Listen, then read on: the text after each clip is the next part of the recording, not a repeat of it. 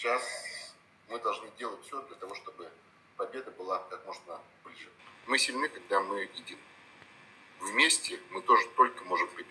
Хочу сказать большое спасибо вот всем тем общественным организациям, которых у нас очень много. В каждом населенном пункте у нас есть, в каждом тельбе.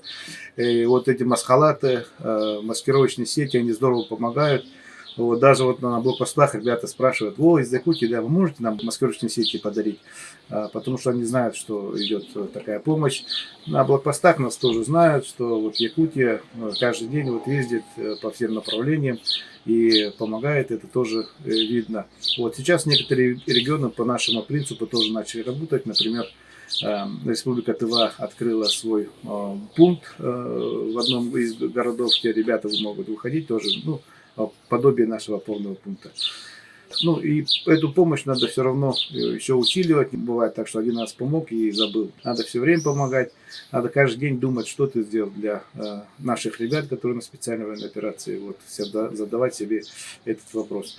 Вот, ну, ребята, у них настроение боевое.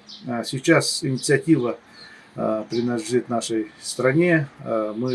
Наши ребята давят противника, освобождают. Каждый день мы получаем информацию, что освобожден тот или иной населенный пункт. И поэтому надо здесь понимать, что эти населенные пункты освобождаются такой ценой довольно-таки высокой, поэтому нам надо поддерживать наших ребят.